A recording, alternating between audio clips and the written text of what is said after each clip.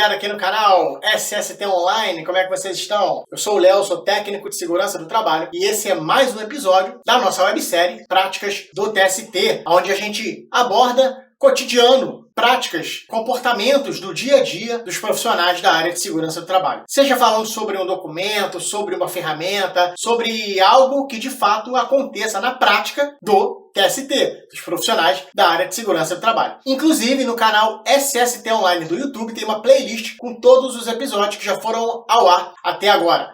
Inclusive, um episódio onde a gente falou sobre os papéis do técnico de segurança do trabalho na elaboração do PGR. E a gente teve um feedback muito bacana do pessoal, inclusive com várias dúvidas sobre o inventário de riscos. Nesse episódio a gente falou sobre inventário de risco, sobre matriz de risco e sobre plano de ação, que é basicamente o que compõe o PGR. E o pessoal retornou de forma muito positiva, mas também com muitas dúvidas sobre o inventário de riscos.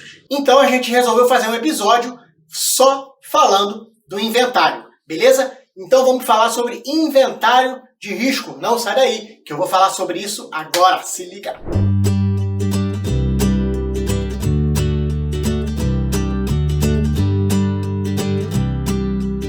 Uma das coisas que eu mais vejo aí, internet afora, seja nos grupos de Telegram, de Facebook, de WhatsApp. De WhatsApp agora nem tanto, que eu saí de vários grupos voltados a esse tipo de solicitação. Eu tô falando de pessoal pedindo modelo pronto, né? Então hoje no WhatsApp eu tô basicamente em grupos que realmente são grupos de troca de conhecimento, rola debate e tal, mas tem muito no Telegram e no Facebook, o pessoal pedindo modelo pronto. Modelo de PGR, modelo de ordem de serviço, modelo disso, modelo daquilo. E eu, particularmente, não sou adepto dessa prática, mas eu vejo muito pessoal pedindo modelos prontos. Inclusive de PGR, obviamente. E o pessoal tem uma preocupação muito grande com o inventário de riscos. Então a gente está trazendo aqui, nesse vídeo, uma boa notícia. Não é um modelo pronto, a gente não vai entregar um modelo pronto de inventário, mas a gente vai falar passo a passo que a própria NR1 traz. Porque a NR1, ela exige que o PGR tenha um inventário de riscos e o plano de ação. E como que a gente vai fazer o inventário? A própria norma, ela estrutura esse inventário. Ela traz as informações, ela te dá o que ela quer que tenha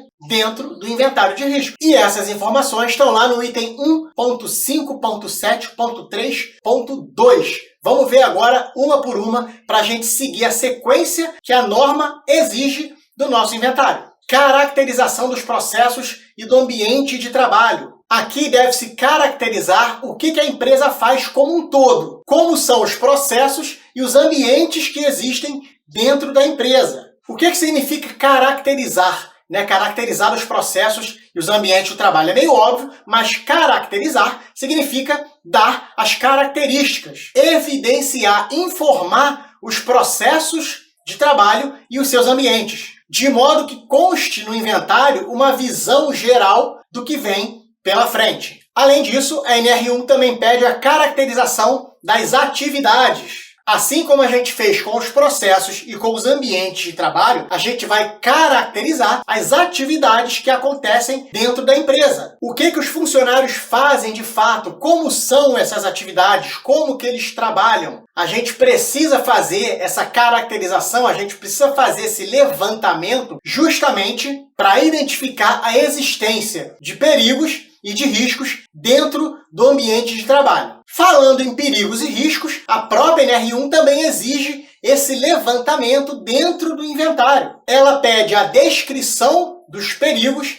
e de possíveis lesões ou agravos à saúde dos trabalhadores, sempre com a identificação das circunstâncias, das fontes geradoras e da descrição dos riscos gerados por esses perigos, com a identificação dos grupos de trabalhadores que estão expostos a esses riscos. Quais são as funções que se expõem a riscos? Quais são os trabalhadores que estão expostos a essas atividades que contêm os riscos inerentes à sua realização. E dentro desse contexto, a NR1 também pede a descrição das medidas de prevenção que são implementadas. Afinal de contas, se a gente está levantando os riscos e os perigos, a gente também precisa fazer a indicação do que é feito para minimizar, para mitigar ou eliminar esses riscos. Uma outra exigência da NR1 dentro do inventário de riscos é a inserção dos dados da análise preliminar ou do monitoramento das exposições aos riscos físicos, químicos e biológicos,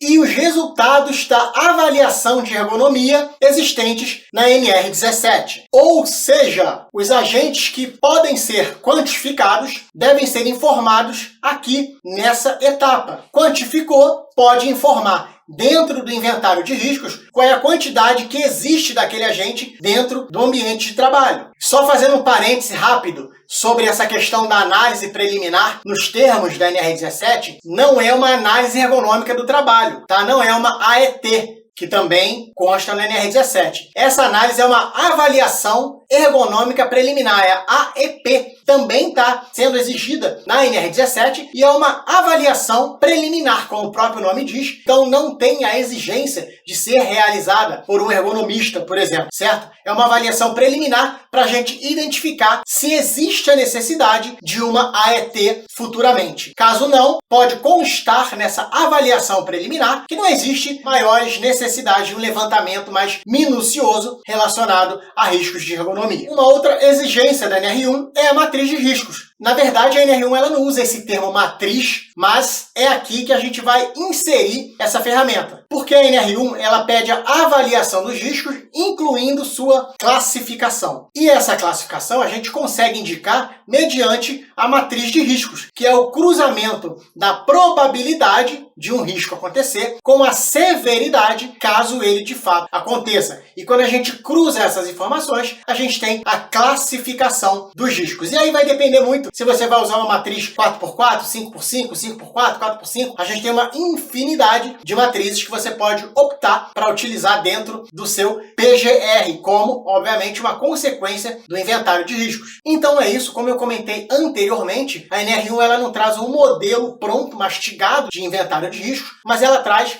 a estrutura que ela mesma exige. Então ela te dá as ferramentas, ela te dá as informações que ela quer que você coloque dentro do inventário de riscos. E agora falando um pouquinho sobre PGR, recentemente teve no canal SST Online do YouTube várias aulas com o professor Edivaldo Gregório falando sobre a nova NR1, GRO e PGR, e uma dessas aulas ele elaborou um PGR passo a passo ao vivo com todo o pessoal que estava online, que estava presente. Se tiver interesse também, dá uma pesquisada aqui no canal SST Online no YouTube e pesquisa pelo desafio 9NR1 GRO PGR. Foram aulas incríveis com o professor Edivaldo Gregório e numa delas ele elaborou um PGR passo a passo. Enquanto isso, eu vou pensando aqui no próximo episódio da nossa websérie Práticas do TST e você pode deixar sua dúvida nos comentários que a gente se vira nos 30 para tentar te ajudar. E se você tiver alguma sugestão para um próximo episódio aqui do Práticas, deixa também nos comentários que a gente está lendo tudo com o maior carinho possível. Eu vejo vocês no próximo vídeo. Um grande abraço a todos e falou!